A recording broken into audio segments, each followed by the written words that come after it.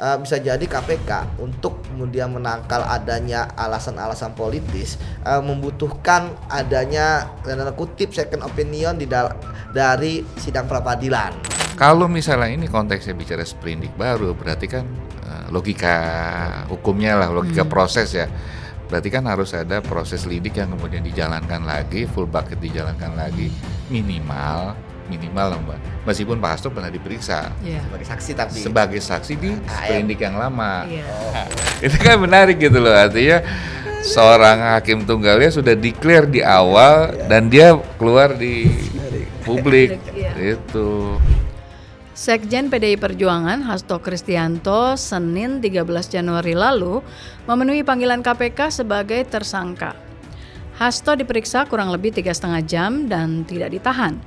Banyak spekulasi yang beredar terkait tidak ditahannya Sekjen PDIP tersebut. Saya Yasmin Muntas mengundang mantan penyidik KPK Yudi Purnomo dan penasehat hukum Hasto Kristianto Army Mulyanto untuk membahas seputar pemeriksaan dan jelang gugatan pra-peradilan Sekjen PDIP tersebut dalam Open Minded.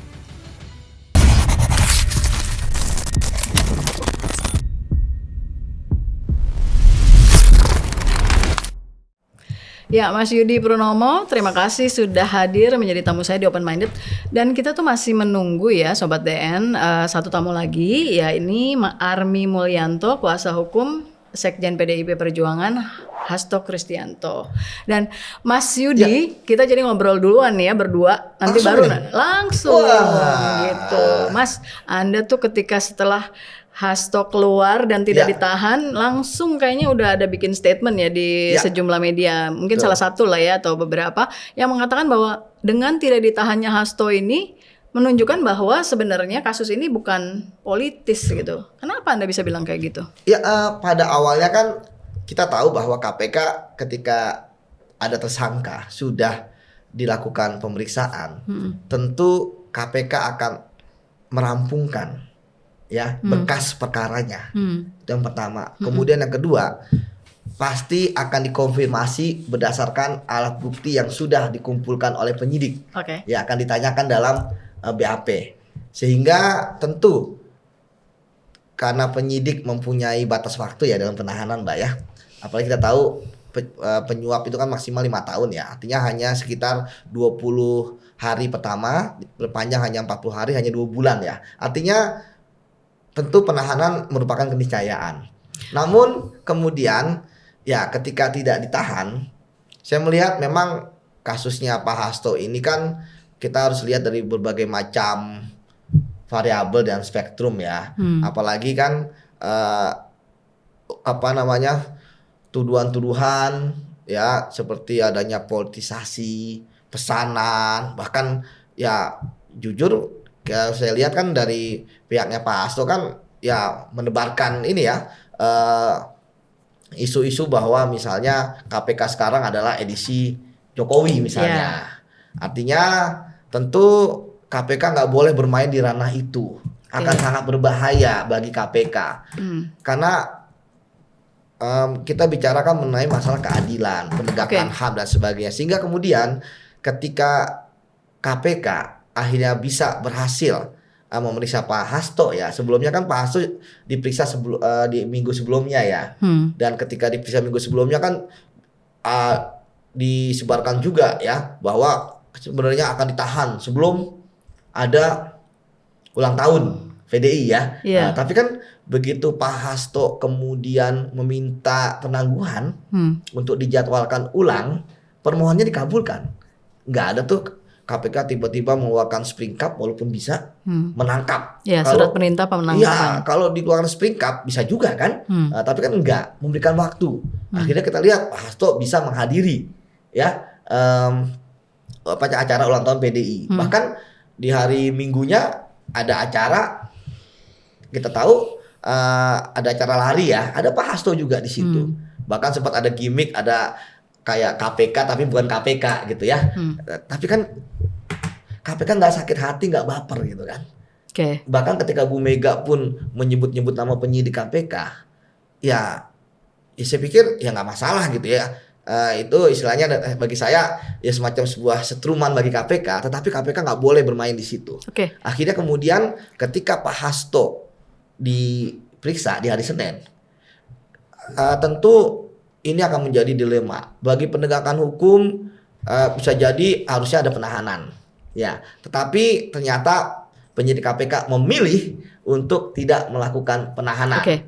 Mas, tapi kan Anda bilang gini, dengan tidak ditahannya Hasto itu menunjukkan bahwa kasus ini adalah bukan pesanan dan bukan kasus politis. Atau bisa juga nggak kalau kita berpikir secara terbalik, justru KPK ingin menunjukkan bahwa ini bukan pesanan loh, makanya nggak ditahan. Bahwa ujung-ujungnya nanti ditahan, mungkin sekarang nggak ditahan gitu. Nah, artinya seperti itu, dalam artian sebenarnya sorry ya, kalau dugaan orang kan ini pesanan politis, tapi supaya menepis dugaan itu, ya jangan ditahan dulu lah gitu, bisa nggak kayak gitu? Kalau misalnya ini adalah politis, harus buru-buru dong menahan, supaya apa? Supaya Pak Hasto sudah ada di tahanan, ya kan? Sehingga kemudian tidak bisa melakukan pembelaan-pembelaan yang bersifatnya politik. Ya kan, sebelumnya kan Pak Hasto mengatakan ada video, bahkan ada dokumen yang dibawa Bu Kony yang katanya ada di Rusia gitu ya, tapi kan belum dibuka sampai sekarang. Artinya tentu berdasarkan apa yang disampaikan oleh KPK bahwa mereka masih ingin memperkuat ya pembuktian karena masih ada saksi yang dipanggil. Saya pikir ya itu alasan yang benar tentu normatif itu? Ya, tentu normatif ya. Tapi sebenarnya itu karena alasan yang benar. Bagi saya ketika melakukan penahanan ya tahan aja gitu ya. Tapi bagi saya ya pendapat saya ini lebih kepada untuk meredakan situasi yang ada. Buktinya ketika misalnya Pak Hasto tidak ditahan setelah diperiksa 3,5 jam, saya melihat di pemberitaan ya, kemudian di dalam diskusi-diskusi ya sudah lebih banyak ke diskusi tentang hukumnya, seperti diskusi tentang pra peradilan.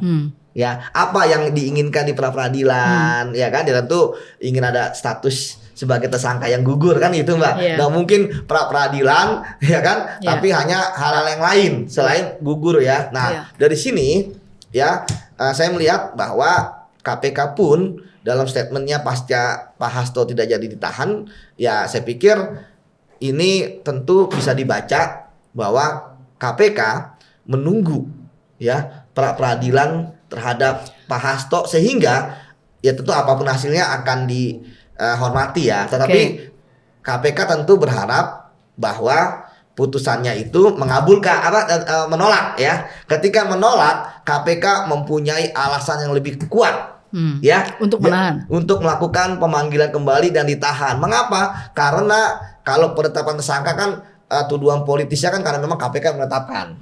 Istilahnya hanya ada di internal KPK. Tetapi kemudian ketika ada pengadilan, ya dalam hal ini pra peradilan Jakarta Selatan biasanya yang memutuskan bahwa menolak, tentu ini akan lebih kuat. Sehingga yang terjadi adalah tuduhan politisasi dan lain sebagainya, bahkan pesanan dari misalnya presiden terdahulu gitu kan, itu terbantahkan secara hukum. Sebab kalau bicara masalah politisasi, sebenarnya Mbak udah biasa kita menangani kasus terkait dengan orang-orang politik kok. Bahkan bukan hanya sekjen juga pernah. Ya, tapi ketua umum partai. Serangannya bahkan menurut saya lebih dahsyat. Ya kalau ini kan saya pikir ya tersangka kan mempunyai hak membela diri di hukum ataupun di media gitu ya. Bahkan pengacara-pengacara juga melakukan pembelaan di media ya, dengan hadir diskusi-diskusi. Nah, kalau ini ya kalau yang sebelumnya malah lebih sadis gitu ya. Misalnya adanya serangan-serangan media cyber gitu kan dan lain sebagainya. Bahkan fraksi-fraksi itu pun protes keras gitu kan, dan sebagainya. Jadi kalau ini saya pikir ya masih batas inilah ya, statement-statement dan dugaan-dugaan yang menurut saya kan tidak terbukti. Jadi sekali lagi bahwa dan Pak Hasto pun ya kita lihat kan ya datang, nggak ada misalnya kejadian nabrak sama babak pohon misalnya kayak dulu gitu kan, benjol segede bakpao ya kan. Ya jadi ya sebenarnya ini bisnis as usual. KPK biasa menghadapi ini. Makanya saya lihat pertaruhannya itu ada di sidang peradilan yang waktunya hanya singkat Ya. dan sebenarnya itu hanya formil. Oke. Ya, seperti itu, Mbak. Mas, Anda tuh kesannya seolah-olah merasa ya harusnya ditahan aja gitu kan. Tadi ngomong kayak gitu ya, harusnya ditahan aja. Walaupun kemarin jubir KPK Tessa Mahardika ya udah bilang bahwa masih nunggu ada saksi-saksi yang belum diperiksa. Nanti kalau udah selengkap baru kesannya kok ngasih tahu ya bakal ditahan gitu. Atau gimana tuh? Ya, kita berbicara mengenai hukum bahwa ketika penyidik tidak melakukan penahanan, ya memang itu adalah kewenangan mereka. Penahanan kewenangan penyidik, tetapi yang mengeluarkan surat perintah penahanan adalah pimpinan. Oke. Tentu baik penyidik dan pimpinan KPK sudah mempunyai kesepakatan ya bahwa hari ini tidak dilakukan penahanan. Namun kita tahu bahwa tentu penyidik sudah mempunyai analisis ya bahwa pertama Pak Hasto tidak akan melarikan diri, Pak Hasto tidak akan mengulangi perbuatan, dan terakhir ya Pak Hasto tidak akan merusak atau menghilangkan barang bukti. Jadi makanya kenapa pasca tidak diperiksa sebagai tersangka, Pak Hasto tidak ditahan. Seperti itu. Oke. Nah, kita sudah kedatangan nih kuasa hukum dari Pak Hasto, Mas Army Mulyanto. Terima kasih Mas sudah hadir di Open Minded. Silakan dulu Mas. Ya. Alhamdulillah baik. Mas Armin. Ketemunya di sini kita. Nanti berarti biar ngasih dulu bentar atau kita lanjut dulu karena saya masih mau sedikit mengejar nih. Anda mengatakan jadi intinya sebenarnya kemarin itu harusnya ditahan atau tidak intinya? Ya kalau misalnya berbicara tadi saya katakan ketika bahwa misalnya alasan bahwa tersangka, ada saksi yang belum diperiksa dan sebagainya, mau melengkapi saksi dulu, itu kan mantan terpidana ada yang mau diperiksa juga ya katanya. Oh ya, dan betul, ada saksi-saksi lain. Saksi-saksi yang belum diperiksa itu antara lain mantan terpidana dalam kasus suap Harun Masiku, itu ada Saiful Bahri dan Maria Lestari, anggota DPR RI, katanya mau diperiksa. Nah itu belum katanya. Nah berarti ujung-ujungnya apakah nanti Sekjen PDIP akan ditahan, walaupun seperti yang tadi Anda sampaikan ada tiga kriteria yang sebenarnya nggak perlu dikhawatirkan, toh udah dicekal kan? Sudah dicekal, betul. Ya. Jadi Mbak, bahwa kasus korupsi kalau di KPK pasti akan ditahan. Ya itu yang pasti akan ditahan. Nah sekarang ditahan. Tapi tidak semua ditahan loh. Oh enggak. Ada juga nggak tersangka korupsi di KPK yang tidak ditahan? Kasusnya itu belum dilimpah. Ditahan ketika akan dilimpah. Berarti kasusnya belum selesai. Masih ada proses tadi pemeriksaan saksi dan sebagainya. Nah kita kembali. Itu ada salah satu kasus mantan pejabat atau pejabat yang saat ini menjabat waktu itu tidak ditahan. Ya berarti kasus belum selesai karena penahanan ada batas waktu. Ya, jadi 20, 40, terus 30 gimana itu Mas? Kalau misalnya ancaman hukumannya di atas 5 tahun atau 8 tahun ininya ya. Artinya dia bisa 4 bulan. Nah, seperti misalnya pasal 2, pasal 3 kerugian keuangan negara atau menerima. Artinya kalau dia ditahan itu harusnya maksimal 60 hari, kalau 20 ini plus 40. Hari. Dan setelah itu sebelum itu kasusnya udah harus dilimpahkan. Betul. Jadi kalau kan masih banyak nih tersangka KPK, jujur aja kita kan, nah, kenapa mereka tidak ditahan? Ya berarti kasusnya belum selesai. Karena KPK juga tidak pernah ada suatu kasus mereka sudah menahan tapi tidak limpah. Nggak ada, belum pernah ada harusnya sejarahnya. dalam masa itu sudah dilimpahkan gitu. Betul. Jadi ketika misalnya tadi saya katakan seorang tersangka sudah diperiksa, seharusnya KPK sudah akan lengkap lah berkas perkaranya. Mungkin hanya kalau bicara persentase 80 sampai 85%. Seperti itu, Mbak. Oke. Mas Army, ini kan banyak berita yang beredar, tapi sebelum kita ke sana, saya mau minta informasi dari Anda. Sebetulnya waktu 3,5 jam itu berapa pertanyaan ya Pak Hasto ditanyakan? Atau bisa di-spill nggak di sini pertanyaannya seputar apa ya? Soalnya kemarin tuh iya dong.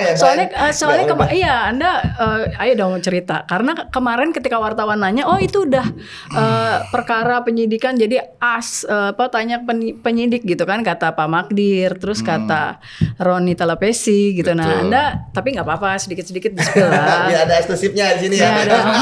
Apalagi kan BAP tersangka juga dapat. Iya. Berapa pertanyaan Mas? Jadi kemarin itu Pak Hasto dan kami dampingi di hari Senin itu kurang lebih hadir jam 10 kurang. Betul. Setengah 10-an lewat lah. Ya kita sempat bernegosiasi di front desk, mengajukan surat ceritanya Mbak Yasmin intinya. Ya permohonan terhadap penundaan. dengan alasan bisa nggak kita fokus ke pra peradilannya dulu, kan gitu posisi. Nah, perihal surat sendiri akhirnya mengkonfirmasi ke Kasatgas ya, ya jatuhnya Bang ya, Kasatgas lah. Kasatgas. Oh, Mas Rosa ya. Ya, KPP Rosa, Bang Rosa. Ya. Terus dari Bang Rosa direspon, ya sudah suratnya diterima, nanti saya yang terima. Bahasanya gitu, Mbak Yasmin. Jadi nggak biasanya kalau ngajuin surat kan ke kantor belakang. Ya. Ceritanya gitu. Ya sudah, akhirnya dibawa sama Pak Magdir surat aslinya, tapi untuk tanda terimanya di depan. Jadi kita memberikan surat. Pak Magdir dampingi Pak Hasto ke ruangan pemeriksaan di lantai 3. Nah, dalam waktu kurang lebih sampai jam 1 lewat lah. Kurang lebih 3 jam ya. 3 jam setengah habis itu keluar ya. Setelah itu ya yang terlihat lah kondisinya. Jadi pada saat itu Mas Army tidak di dalam ya ngurus pra peradilan itu ya. Karena kan kita memang udah bagi-bagi tugas lah judulnya. Bagaimanapun juga Bang Magdir sebagai rekan senior, dan memang yang juga sering berinteraksi dengan rekan-rekan penyidik KPK ya. Saya juga sering sama Pak Magdir. Dan hanya satu. Tapi ngomongnya kok Dan hanya hati-hati satu banget di KPK itu kuasa itu hanya satu. Satu doang. Iya, satu doang yang mendampingi. Cuma yang lain itu artinya di bawahnya apa Iya, gimana? menunggu. Yang boleh masuk satu berarti. Iya, gantian juga boleh. Gantian, tapi satu orang di Satu. dalam. Dan kadang-kadang juga seringnya di treatmentnya meskipun tersangka, di treatmentnya sebagai saksi A, saksi B. Itu biasanya satinya kalau dari Saling kami silang. saling silang untuk Iya. Tapi untuk jadi bisa menyiasati supaya penasihat hukum tidak boleh mendampingi lah gitu. Oh gitu. Biasanya begitu. Oke, supaya Ya, tidak Bang, usah ya. didampingi lah. Ya kan? Udah paham. Ya itu triknya penyidikan. Ya gitu. Sebetulnya penyidiknya siapa sekarang ini? Kalau sama yang zamannya Mas Yudi itu sama nggak penyidik yang kasus ini? Kalau saya lihat sekarang agak berbeda ya, karena ada tambahan dari Mas Rosa ini. Karena Mas Rosa itu sebenarnya dulu dia adalah dia penyidik, tapi dia ikut OTT, berarti dia posisinya sebagai penyelidik. Nah, tetapi kan dia kemudian ketika naik jadi penyidikan dengan beberapa tersangka OTT itu, dia nggak dilibatkan dalam penyidikan, malah dipulangkan, ya kan? Iya, Nah, begitu kemarin saya dengar tiba-tiba ada penggeledahan atau apapun, dipimpin oleh AKBP Rosa, ya Balik lagi berarti. dia balik lagi kemudian dijadikan Kasatgas seperti itu. Oke. Nah, tapi jadi berapa pertanyaan? Kalau pertanyaan selama 3 jam setengah itu, kalau nggak salah sekitar 10-an lah. Oh, lama juga ya. Bertanya. Maksudnya cuma 10 berarti jawabnya panjang-panjang itu. Ya Atau ada break nggak itu sebetulnya?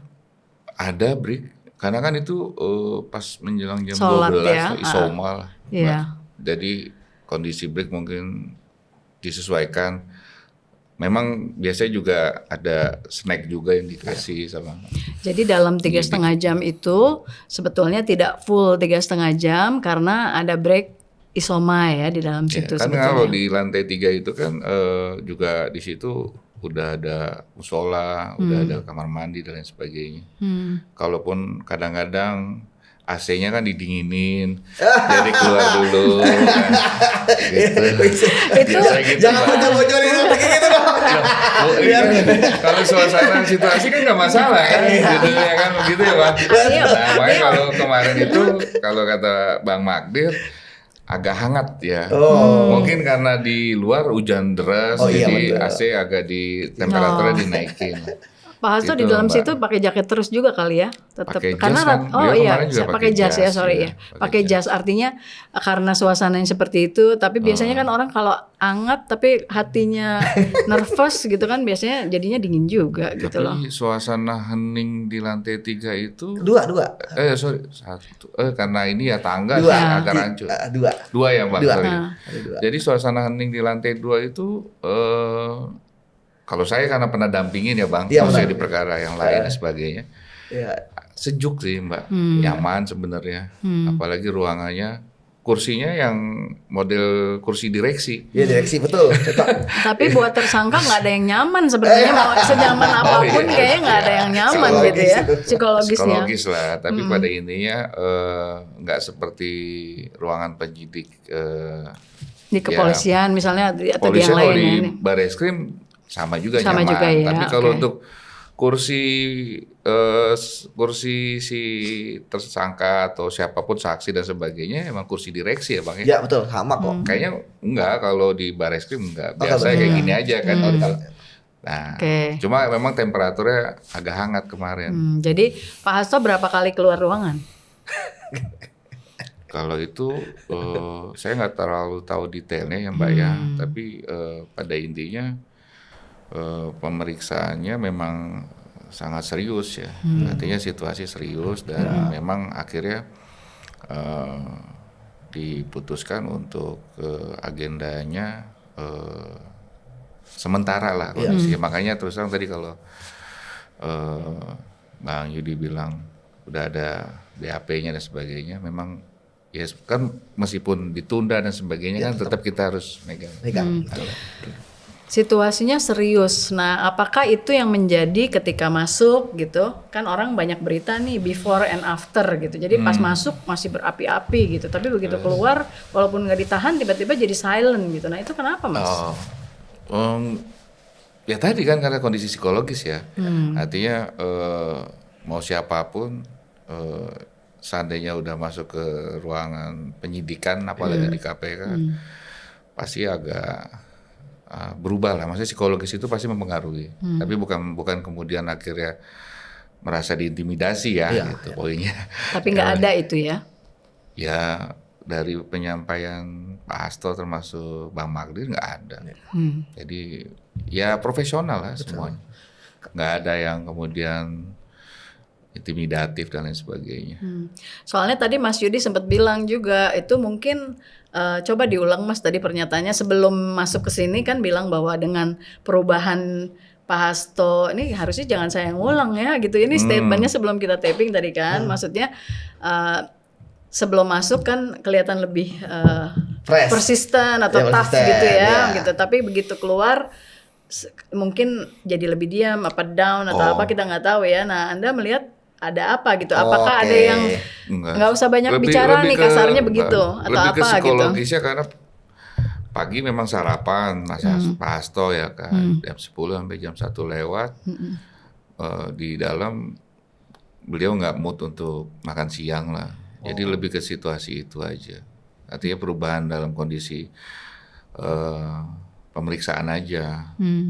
Jadi antara situasi pagi ke siang ini sarapan pagi secukupnya, menjelang siang memang nggak sempat makan siang di dalam. Ya, Tapi diberikan kan Mas? Oh iya. Oh iya, nanti kadang-kadang pernah juga nggak diberikan, waduh. Pokoknya dimakan nggak dimakan, penyidik harus memberikan. Luar biasa kalau di KPK luar biasa. Pelayanannya bagus ya. Kadang-kadang yang bermerek juga, artinya dari restoran, restoran cepat saji lah. Iya cepat saji biar cepat. Gitu biasanya. Jadi nggak ada isu sih. Kalau bicara psikologis situasi, menurut saya sih ini perspektif ya. Iya.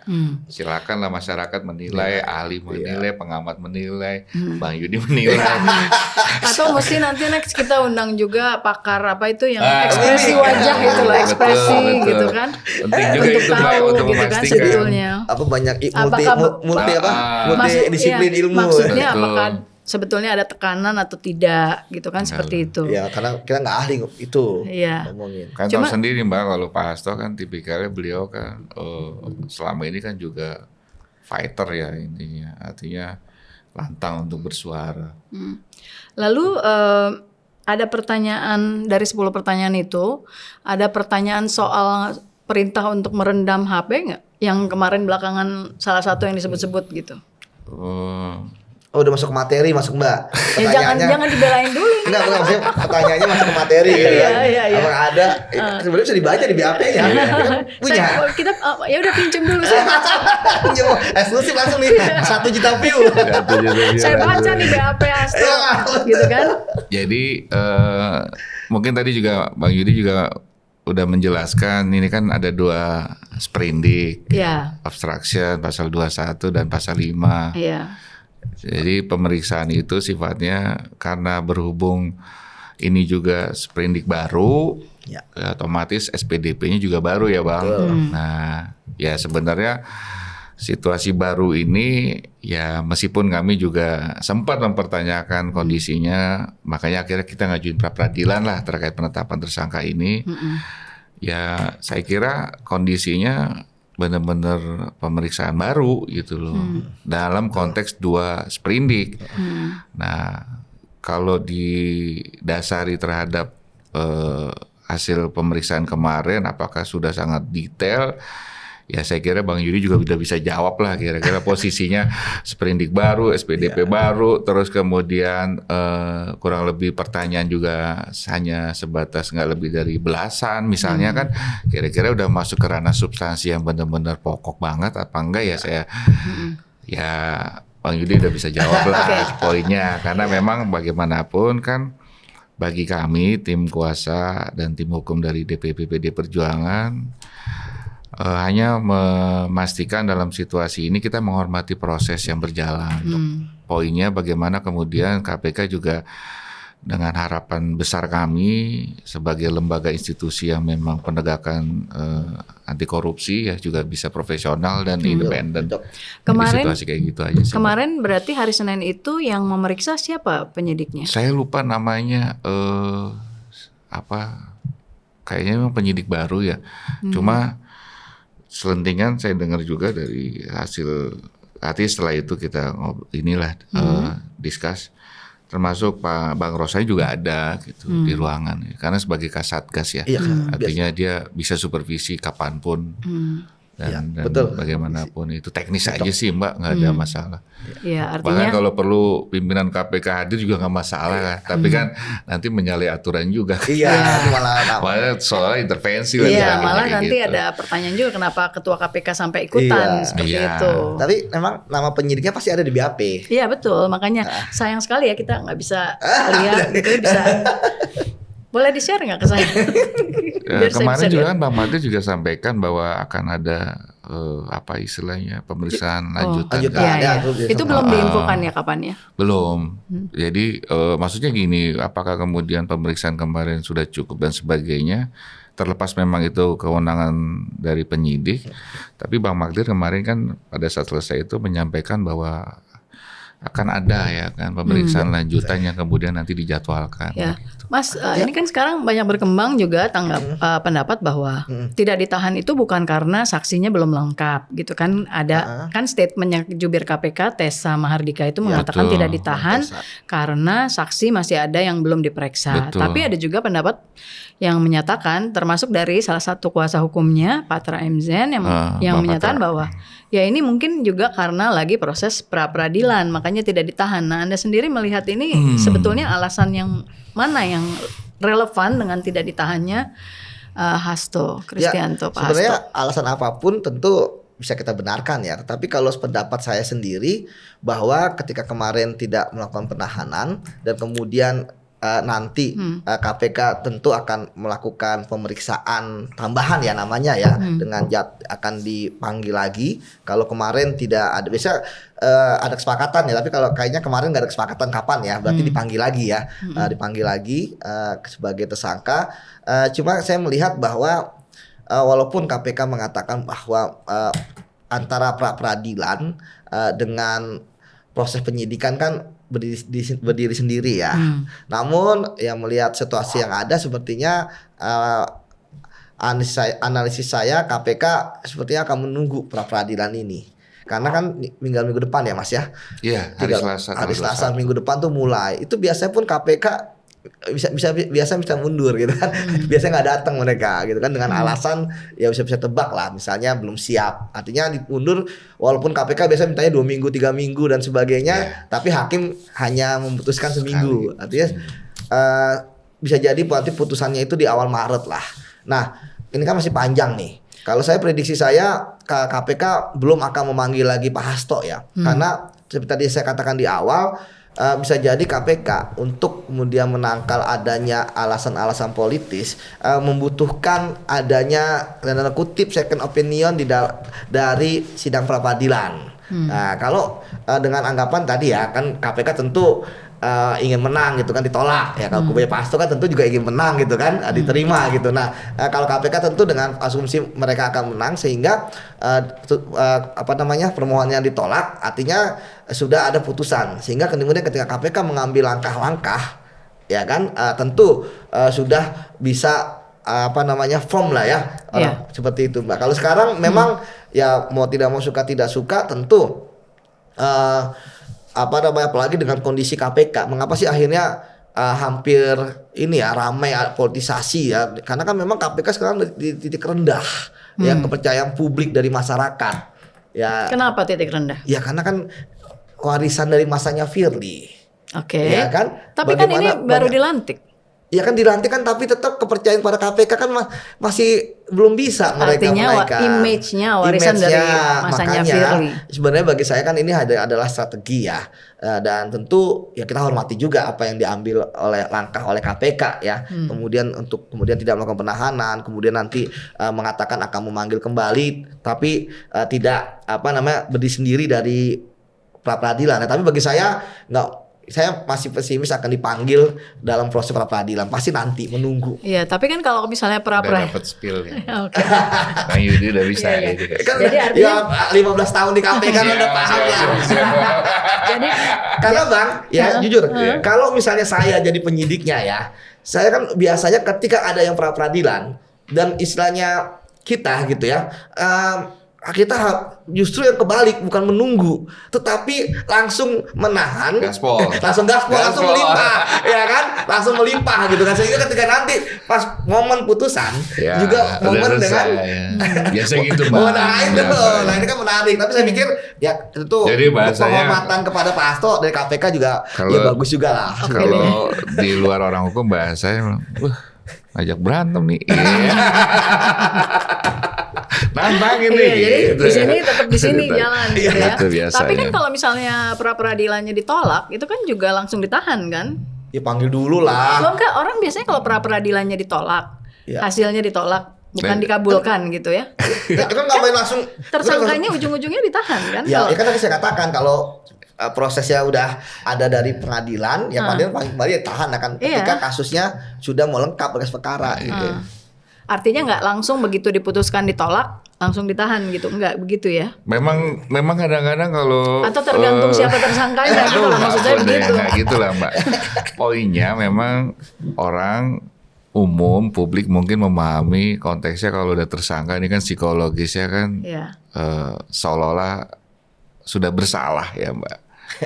Ya kan judulnya. Jadi terus tersangka ya ditahan dong kan gitu. Tapi kan ini situasi yang kemudian kita namanya perkara itu kan kasuistis, masing-masing berbeda-beda.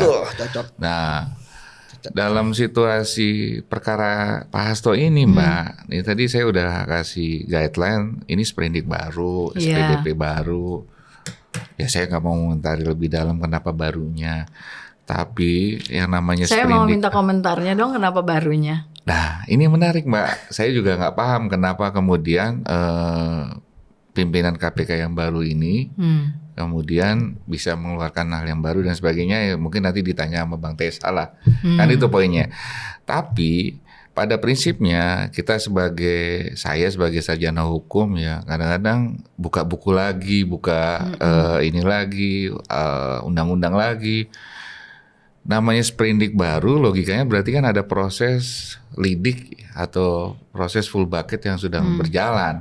Nah, yang kami ketahui ini kan memang berangkat kalau bicara sprindik lama di 2020 ya Bang. Terus kemudian diperbarui adanya Bang Rosa di 2023 Pak kalau nggak salah, 2024 pertengahan tahun lalu. Artinya itu selesai di titik itu. Kalau misalnya ini konteksnya bicara sprindik baru, berarti kan logika hukumnya lah, logika proses ya. Berarti kan harus ada proses lidik yang kemudian dijalankan lagi, full bucket dijalankan lagi, minimal minimal lah Mbak. Meskipun Pak Hasto pernah diperiksa Iya. Sebagai saksi tapi. sebagai saksi di sprindik yang lama. Iya. Oke, kan ini kita bicara. Kayaknya bocoran prapernya nih.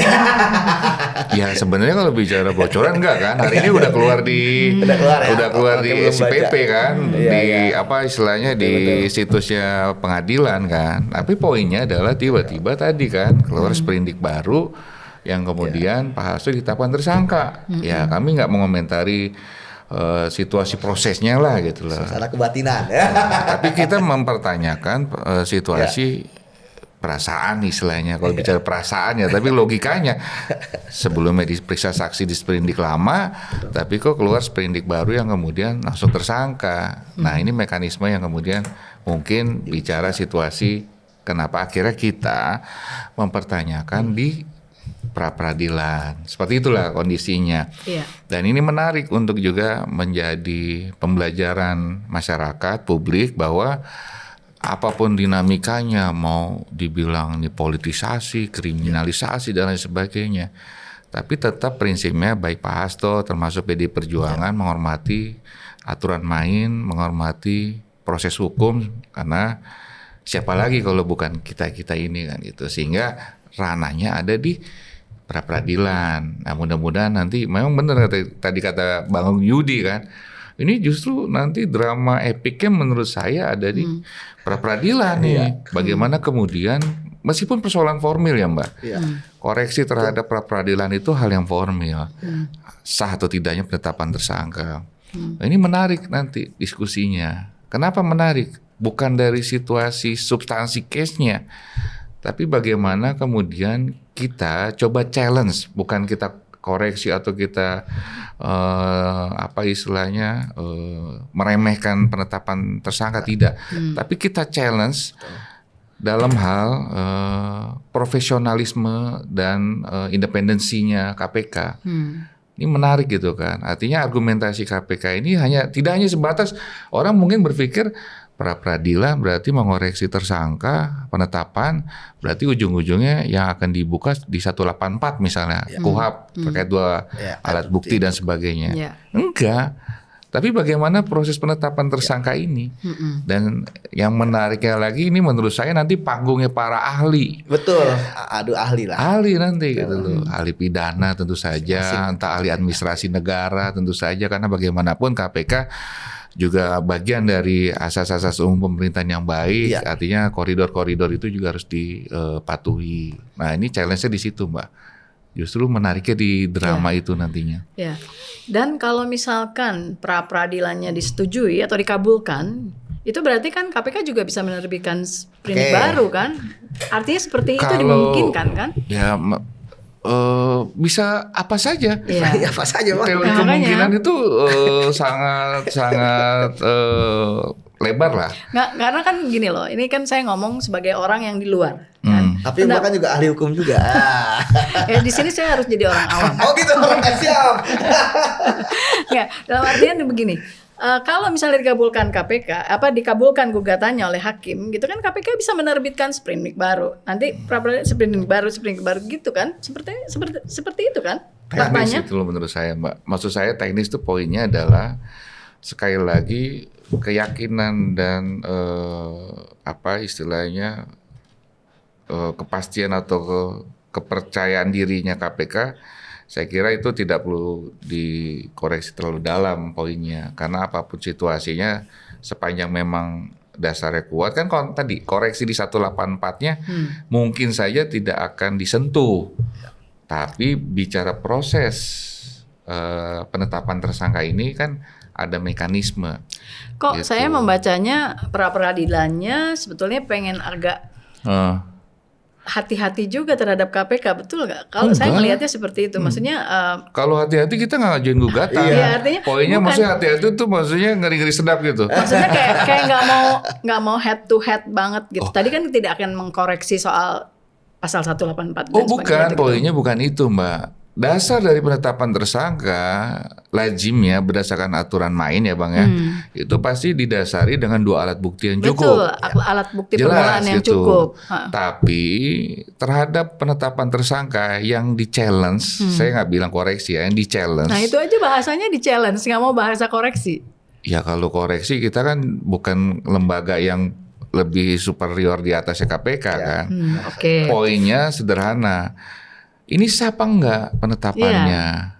Dalam arti penetapan tadi saya kasih guideline ya Mbak. Ini sprindik baru. Iya. Oke. Betul. Yang notabene berarti kan ada proses lidik. Pertanyaannya kapan nih Iya, sprindiknya misalnya? Proses penyelidikannya tidak ada untuk sprindik ini, begitu kan? Ya itu yang kemudian kita akan Pra-peradilan buka kan, gitu loh poinnya. Bisa jadi misalnya proses lidiknya berjalan setelah Juni misalnya atau Juli, karena saya ingat saya ada sprindik baru setelah yang tahun 2020 itu Bang, kalau nggak salah di Juni 2023 apa 2024 saya lupa persis ya, sehingga akhirnya Pak Hasto dipanggil sebagai saksi poinnya pada saat itu, termasuk Doni Tri izin Bang, termasuk Doni Tri Istiqomah digeledah, terus kemudian sempat diperiksa, terus kemudian Saiful Bari diperiksa, istrinya Saiful Bari si Dona diperiksa. 2000 berapa? 2023 apa 2024? Oh, aku paham. Gitu, Itu berarti Bang. sprindik Sprindiknya ada baru. sprindik tambahan untuk Rosa. Iya. Artinya dia tetap harus masiku. Betul. Jadi tetap satu itu betul, tambahan. betul. Oh jadi sebutannya kondisinya. sprindik tambahan. Tambahan, bukan Ya. sprindik baru tersangka. Kalau Ya, Pak Hasto kan bukan. Nah, itu agak- poinnya. Berarti dia gabung di 2023 ya? Iya Bang, judulnya. Oh, berarti Firly masih ada di sana ya? Masih ada. Menarik juga nih. Masih ada Di akhir judulnya. penghujung Firly udah pensiun lah. Pak Firly udah pensiun pada saat itu. Artinya belum enggak, apa? bukan maksudnya beliau Pensiun itu gini. ditetapkan tersangka Tanda di petik. Polda Metro. Iya. Ya Kan di Desember. Oh, enggak. Mau itu purna tugas semuanya Desember kemarin kan? Enggak, Desember 2023 dia tersangka. Iya itu. Ah. Habis itu, Oh, habis maka itu. 2024 Mbak ini di Juni. Oh, di Juni. Maret Oh, apa berarti April Juni. tambahannya itu. di Juni ya. Oke, Ya, oke, paham, poinnya aku. kan Betul. Bang Yudi tadi ngegebuk Pak Firly karena poinnya Iya. pada saat zamannya beliau Iya. kan gitu. Jadi Anda membaca itu sebagai apa? Ya, jadi kalau saya begini ya, oke itu teknis dari KPK, tapi memang pra peradilan ini merupakan ranah yang menarik ya bagi saya bahwa ketika di pra peradilan apapun bisa terjadi. Terkadang KPK dimenangkan dengan objek yang sama. Terkadang KPK dikalahkan. Itu yang pertama. Kemudian yang kedua, ya memang saya melihat dari penjelasan Mas Army ya, terkait dengan mengapa KPK tidak melakukan penyelidikan dulu, gitu ya. Memang di KPK ada SOP terkait dengan, tapi memang itu kan selalu diuji dan KPK tentu mempunyai alasan lah kenapa tidak melalui proses penyelidikan. Karena di KPK adanya Latbangdik, laporan pengembangan penyidikan. Ya, itu yang jadi dasar, Bang. Ya, betul. Jadi ketika ada proses jadi ketika ada proses penyidikan, kemudian ditemukan ada tersangka yang lain, memang tidak melalui proses penyelidikan. Tapi nggak apa-apa, itu diuji juga. Karena bisa jadi, oh enggak dong, harusnya lidik lagi ya. Kan kita nggak tahu, karena memang hakim memutuskan. Nah, itu saya katakan. Itu yang pertama. Kemudian yang kedua, what next misalnya, ketika misalnya KPK kalah. Nyata nggak semudah bahwa ketika KPK kalah, ya tentu pengalaman saya langsung menerbitkan sprindik gitu kan. Tapi kan kita bisa melihat bagaimana KPK ya di masa lalu ya masih ada kalah di praper ya. Artinya ada 2 kasus ya, itu nggak dinaikkan lagi sampai sekarang. Kasusnya apa? Kasus yang pertama kan terkait dengan Prof Edi OS. Ya, Edi Hiaris. Ya. Kemudian yang kedua terhadap Pak Manbirin. Mantan gubernur itu sampai sekarang menang juga nggak dinaikkan. Jadi memang nggak bisa kita bicara teori bahwa ketika ada orang yang menang pra peradilan. Ya, maaf saya potong Bang Yudi. Memang benar nih di sini kan di SPDP-nya Pak Hasto ini yang kemudian rilis di tanggal 23 Desember. Biasanya sih ada dasarnya betul. Iya memang di sini Latbangdik doang terus terang Bang. Betul, nah cocok. Berarti KPK malah Latbangdik. Jadi memang itu diuji nggak masalah menurut saya. Saya dalam hal ini menyelami alur logikanya penyidik, Mbak. Sorry ya. Artinya memang ini pengembangan atas penyidikan. Nah, tapi konsideran di atasnya itu undang-undang. Nah ini menarik kan, maksudnya bahwa ini kan case-nya kita nggak pungkiri lah dari sprindik yang di 2020 Iya. dong, harusnya kan ini bergerak dong. Karena masih dalam satu case nih Mbak. Iya. Ya. Nah setidaknya supaya tidak rancu, ini maaf bukan ngajarin mereka nih KPK Ya. kan poinnya. Tapi harusnya ini alurnya juga kemudian sistematis lah. Bagaimanapun kan prinsipnya KPK ya institusi negara, jadi asas-asas umum pemerintahan yang baik juga diterapkan dong. Nah ini yang kemudian kita pertanyakan atau kita challenge, kok tiba-tiba ya nggak ada angin nggak ada hujan langsung lakbang dik, oh ngeri juga ini barangan gitu ceritanya Mbak.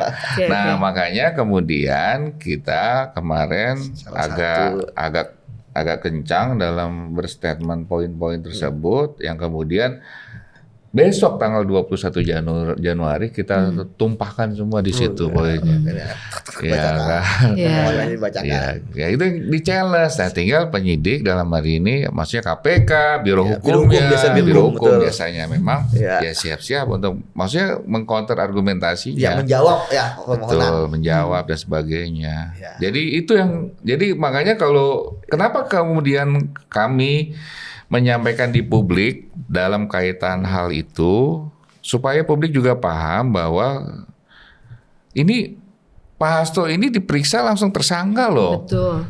Gitu, bukan sebagai saksi lagi loh ceritanya, ya kan. Bahkan statement saya sebelumnya di media juga agak bingung karena di sini langsung ditulis pekerjaan atau jabatan. Mbak Yasmin yang baca lah. Saya nggak enak kalau saya yang baca. Iya. Apa? Sekjen Partai PDIP, terus udah gitu tersangka Hasto. Iya langsung. Betul. Ya ini kan kalau bicara identitas Mbak, biasanya cuma sesuai dengan NIK aja. Iya, kenapa misalnya langsung pekerjaan. Kenapa langsung sesuai jabatannya di partai gitu kan? Posisinya seperti itu. Kenapa pekerjaan atau jabatannya sebagai politisi PDIP? Harusnya kan ada pengusaha atau apa gitu ya. Ini saya mencoba menerjemahkan. Itulah. Nah, makanya kondisi kemarin ini akhirnya ya sudahlah kita daripada tambah gaduh nggak jelas di masyarakat, di publik, ya udah kita lakukan ranah-ranah yang sesuai. Makanya Bang Boyamin bilang akhirnya usulan gue diakomodir kan, iya siap senior kan gitu. Iya. Oke. Sekarang nih mungkin kita sudah ke pra-peradilan, mungkin balik lagi ke isu-isu yang kemarin lah bahwa misalnya kan ada tudingan. Sekarang Anda dengan posisi pra-peradilan ini sudah melihat bahwa ini kasus sebenarnya walaupun tadi saya barusan dibacain ya soal jabatannya, masih merasa bahwa itu adalah sesuatu hal yang politis atau tidak penetapan tersangka Pak Hasto? Substansi dari isu tersangkanya hari ini kita giring ke proses hukum dulu Mbak. Poinnya itu dulu. Karena daripada situasinya juga malah ibaratnya mohon maaf nih keadaannya menang jadi arang kalah jadi abu. Situasi-situasi ini ya kemudian maksudnya publik juga lelah lah untuk melihat kondisi ini gimana sih dramanya atau apa kan biasa gitu. Jadi kita giring nih dramanya ke proses pra-peradilan Mbak. Karena nanti di substansi pra-peradilan ini yang kemudian ya saya nggak tahu apakah TV nasional akan menayangkan live apa dan sebagainya, breaking news dan sebagainya. Justru nanti menariknya di situ. Dan substansinya bukan di pembuktian tertulisnya formil ya, tapi nanti pada saat ahli.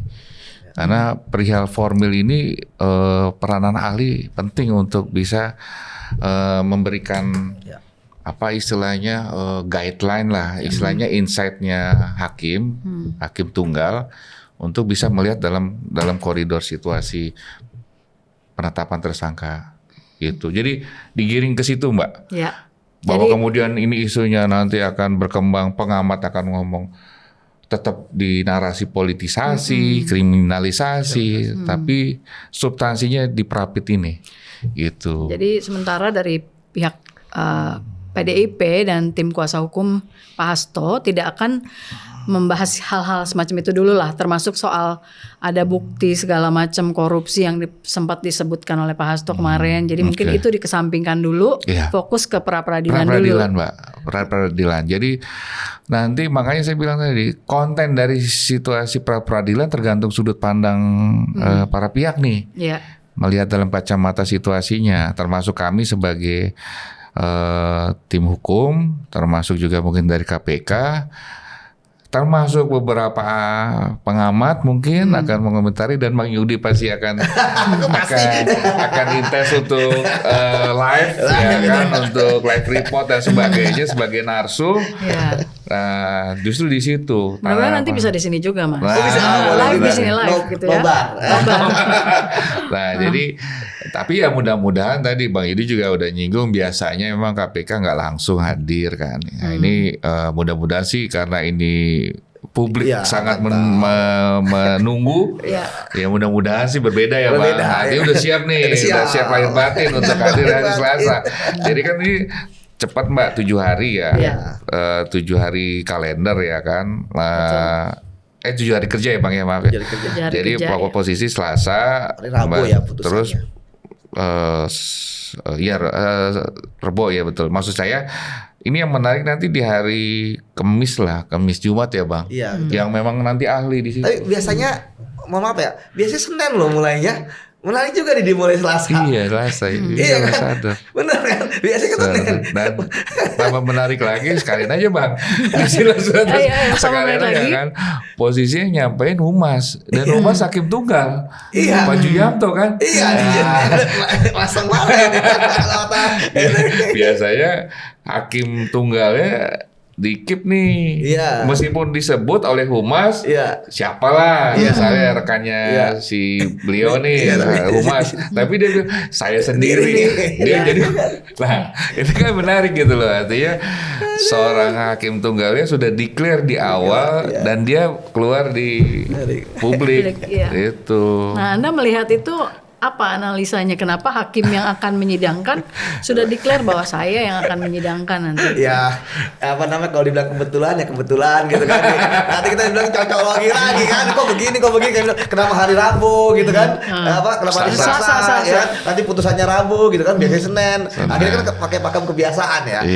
Nanti tadi KPK nanti apakah hadir atau tidak hadir di sidang perdana gitu kan? Biasanya Senin Mbak, benar. Jadi Jumat tuh kesimpulan. Di hari Senin berikutnya itu putusan biasanya.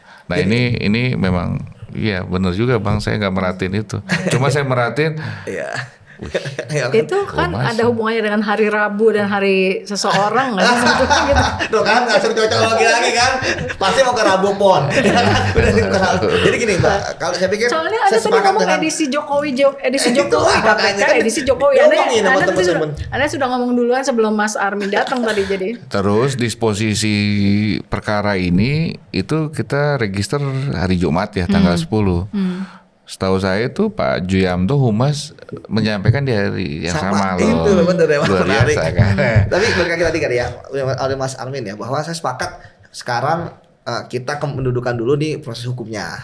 Ya kan, nanti kan akan saling berargumentasi lah. Tentu apa yang disampaikan itu oleh pemohon ya, pemohon pasti sudah menyiapkan jawabannya, termasuk kenapa nggak ada penyelidikan dulu. Tentu KPK nanti akan menyampaikan SOP-nya seperti apa, termasuk proses penetapan tersangkanya. Tentu KPK akan membuka berapa alat bukti yang mereka miliki. Jadi menurut saya ya, pra-peradilan itu kan sebenarnya sarana bagi tersangka untuk mengintip nih, tanda kutip gitu ya. Bagaimana, apa sih sebenarnya dimiliki oleh KPK? Apa sih yang lo punya sehingga gue ditetapkan sebagai tersangka, klien gue ditetapkan sebagai tersangka, itu yang pertama. Kemudian yang kedua ya, terkait dengan bahwa ini memang formil ya, tetapi pasti akan ada materialnya juga.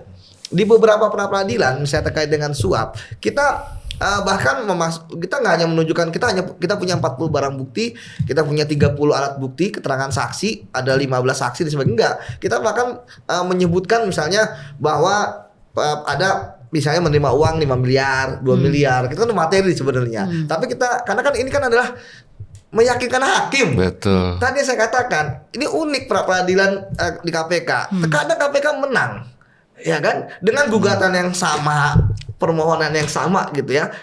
Tapi terkadang juga kalah. Karena memang hakim itu kan beda-beda, jujur, Mbak. Jadi kan hakimnya kayak kemarin KPK kalah ketika Paman Birin. Paman Birin, kemudian Edi Haris ya. Edi Padahal sebenarnya kayak Pak Prof Edi Haris ya, terkait dengan dia lebih ke nama. Ya, bahwa KPK harusnya ikut KUHAP. Jangan ketika tersangka dinaikkan dari penyelidikan, jangan ada nama dulu. Ya kan, makanya sekarang KPK ada sprindik umum. Ya kan? Nah, jadi karena di dalam penyidikan, di dalam KUHAP, penyidikan itu kan untuk mencari tersangka. Dan jadi nggak gitu kan? Paman Birin, ingat loh, Paman Birin akhirnya menang karena tadi nggak ada hujan, dia langsung ditetapkan tersangka. Ya, kalau Paman Birin belum diperiksa karena dia menghilang. Ya kan, belum diperiksa. Jadi memang, tapi KPK sudah melakukan itu, Mas, dari KPK berdiri kan gitu. Jadi memang dan di beberapa ujian KPK menang. Nah, betul. Jadi memang disinilah bagaimana meyakinkan hakim, dan saya sepakat hakim besok harus independen, baik terhadap KPK maupun terhadap Pak Hasto. Dia harus benar-benar berdiri di tengah. Dan hakim ini jadi sorotan sekali nih. Pasti akan jadi sorotan. Iya, makanya. Dan beliau humas lagi. Gimana coba bayangin. Artinya kan berarti nanti dari Pengadilan Negeri Jakarta Selatan yang menyampaikan situasi perkaranya siapa? Yang bersangkutan hakim tunggal ya kan? Ya Bang. Ini juga lucu juga kan. Biasanya kalau kasus besar langsung KPN-nya loh. Biasanya ya. Iya, betul. Saya kan langsung KPN-nya ya. Minimal wakil lah. Ini wakil, pimpinan lah ya. Benar juga nih. Atau mungkin kayaknya senior di sana ya kan. Mungkin Pak Juyamto lebih senior kali Bang. Iya, bisa jadi ya. Artinya saya juga udah lama nggak merhatiin para hakim di pengadilan ceritanya. Ya itu. Tapi Mas Yudi sendiri melihat pra-peradilan yang akan berjalan nanti itu sebetulnya kira-kira KPK akan di rekor yang 2 tadi itu yang Anda bilang kalah, atau kira-kira akan belum paham karena memang nggak ada bisa pakem. Menang. Saya bilang kan nggak ada pakem. Rekor ya kan? 4 KPK kalah 4 kali. Tapi yang lain kan naikin sprindik. Iya, makanya itu yang 2 itu kan selesai. Iya, itu selesai. nggak ada sprindik baru. Yang besar, maksudnya yang sorotan publik ya, Pak BG. Iya. Terus mantan ketua BPK. Oke.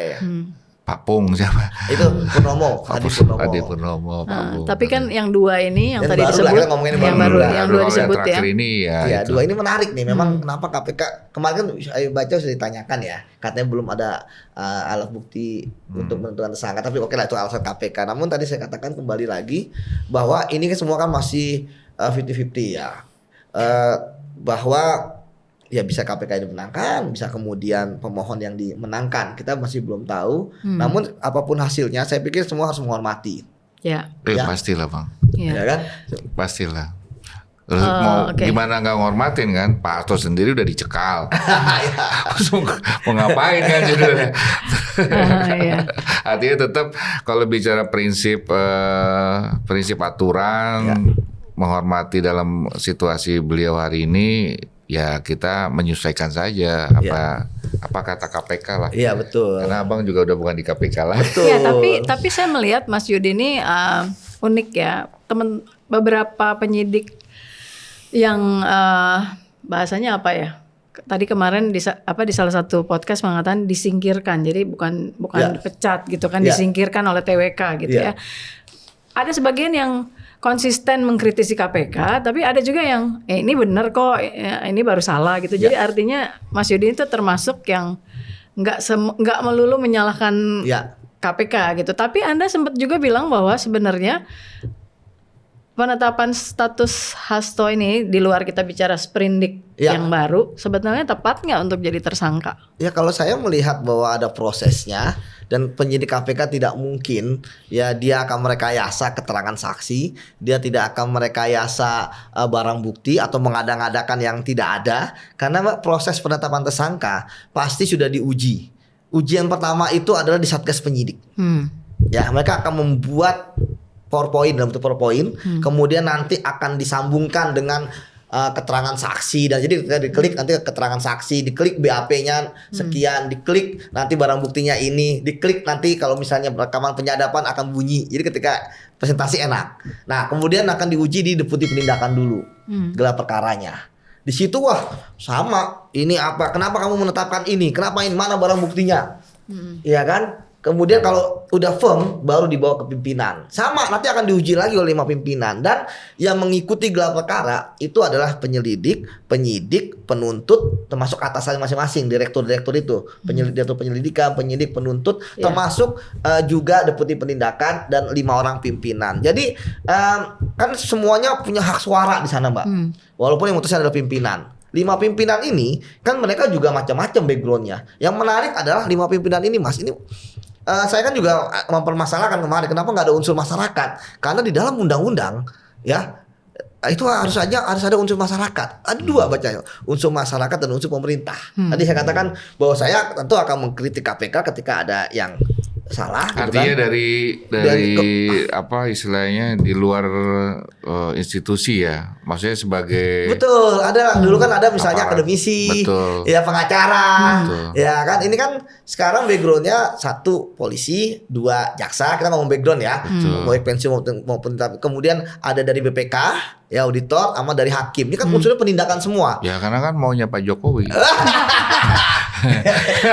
Karena maunya Pak Jokowi, Mbak, judulnya. Jadi akhirnya kemudian ini jadi ketika diekspos ya kan diuji dan sebagainya, maka kemudian penyidik presentasi diuji oleh pimpinan, ya kemudian semua sepakat ini 5-0 loh.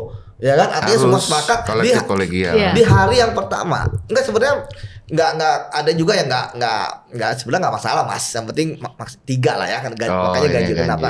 Tapi Ini yang menarik ya. Musyawarah mufakat lah. Iya, ini yang menarik memang bahwa di awal-awal mereka pertama bekerja gitu ya. Itu yang pertama, kemudian yang kedua. Dilantiknya kapan, Bang? Lantiknya kan tanggal sebelumnya Desember Senin. Tapi setijabnya Jumat kalau nggak salah. Lantiknya kalau nggak salah 18 ya. Ya, Senin Desember sama kan? Selasa gitu lah. Habis itu berapa hari kemudian Ya, penetapan karena tersangka? masa pimpinan sebelumnya berakhir tanggal 20. Ya. Di situ ya, kemudian ini menarik bahwa mereka dari berbagai macam latar belakang berbeda melihat satu kasus sepakat, ya kan? Jadi menurut saya kalau dari proses penetapan tersangka ya nanti kan teman-teman menguji ya, nggak ada masalah lah, seperti itu. Ya walaupun Mas Yudi mengatakan ini edisinya Jokowi, Pak Saya Jokowi, mengatakan bukan? teman-teman PDIP kemarin ngomong. Bukan saya. Siapa? Memang faktanya Ya, memang begitu. Ya, tapi di sisi lain Anda dari- juga mengatakan bahwa nggak segampang itu mau intervensi KPK, begitu kan Anda mengatakan ya? Iya, nggak segampang itu karena di sana itu Nggak bisa ya. diintervensi. Saya kan pernah di Ini sana, yakin Mbak ya ya. bisa Saya di diintervensi. sana bertarung di KPK selama 15 tahun gitu ya. Ketika ada yang aneh-aneh pasti pada speak up. Ya, pasti akan ada kegaduhan di internal KPK, nggak mungkin nggak. Misalnya kayak Formula E, ya kan? Ya bagaimana terkait dengan kasus Formula E, ya kan? Ada info akan ada yang jadi tersangka sebaik kalau memang nggak ada buktinya nggak akan ada. Mau dia 15 kali ekspos kek, 13 kali ekspos kek, kalau emang nggak ada faktanya, nggak ada buktinya pasti akan nolak. Dan kita ingat di KPK juga berbeda-beda, ya asal instansinya. Ada dari internal KPK-nya sendiri, ada dari pemerintah, ya unsur PNS yang dipekerjakan, ada dari kepolisian, ada jadi kejaksaan. Semua mempunyai latar belakang yang berbeda-beda.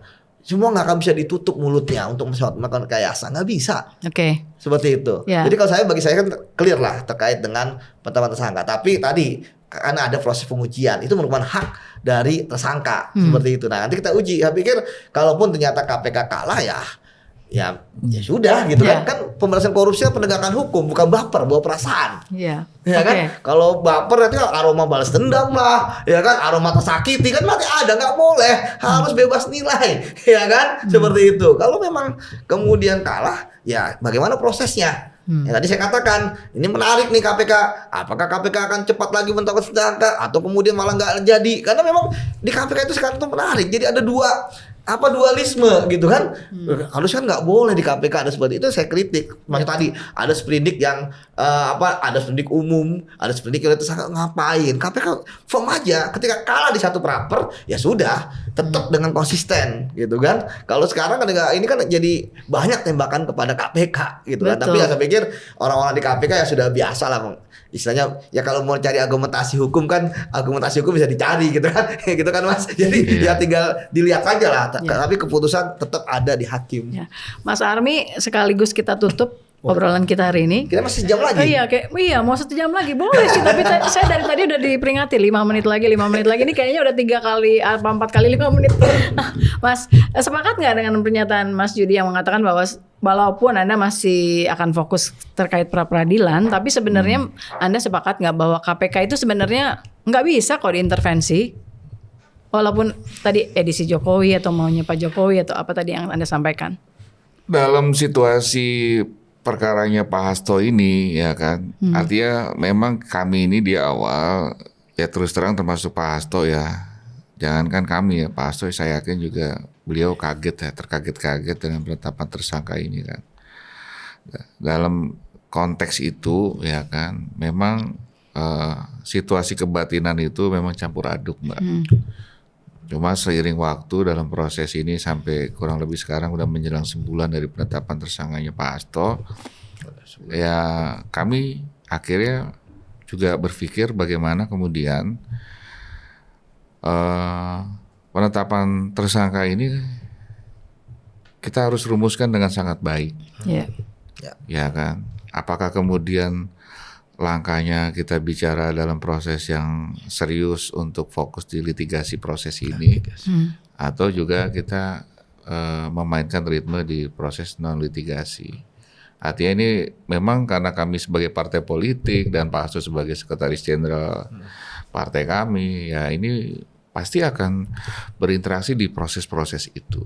Cuma yang perlu saya tegaskan dalam diskusi siang ini, termasuk tadi apa yang ditanyakan Mbak Yasmin, kami masih menghormati KPK Pak. Artinya harapan besar kita terhadap penegakan anti korupsi ya tentu saja KPK. Bagaimana kemudian Ibu Mega yang di zaman beliau kemudian berdiri KPK, harapannya ke arah sana, dan kita tetap melihat KPK secara independennya, profesionalnya tetap dijaga. Bahwa kemudian ada dinamika situasi per case tadi ya, ini lebih ke pembinaan di dalam aja lah. Apakah kemudian karena para peradilan kalah terus kemudian ada punishment? Kami menilai pasti ada di dalam. Ada evaluasi pasti ada. Karena apa? Untuk meningkatkan kualitasnya KPK sendiri. Karena tantangannya besar. Apalagi banyak perkara yang kemudian hari ini juga masih jalan di tempat lah bahasanya kan gitu. Banyak hal juga menjadi catatan secara pribadi. Ini saya mau komentari secara pribadi. Ada perkara IKTP misalnya satu contoh. Itu hampir lebih dari 4 tahun Mbak ditetapkan tersangka. Iya kan Bang? Iya. Pada saat itu ya memang akhirnya udah divonis, udah dihukum gitu loh Mbak. Nah maksudnya apa? Maksudnya kadang-kadang yang namanya orang dari ditetapkan tersangka ini kan menyangkut tentang hak asasi manusia. Nah artinya jangan kemudian dengan mudahnya menetapkan tapi perkaranya juga berlarut-larut misalnya. Ini kan bicara profesionalisme. Nah ini kita masih berharap besar lah sama KPK. Karena istilahnya gini, kemana lagi kan gitu. Selain ke polisi, kejaksaan lah, kita juga melihat itu sebagai aparat penegak hukum. Cuma memang kadang-kadang KPK ini terlalu percaya diri gitu loh. Kalau mau dilihat Mbak putusannya Paman Birin, substansinya bukan di perihal ketidakbecusan penyidik untuk menetapkan tersangka loh. Tapi substansinya lebih ke aspek hal-hal yang sifatnya administrasi negara loh Mbak. Terkait apa? Asas-asas umum pemerintahan yang baik. Nah untuk hal yang kayak gini kadang-kadang penyidik ini agak gagap nih membacanya gitu loh. Dalam proses, dalam mekanisme dan sebagainya ya kan. Nah itu kan celah. Ya Bang ya.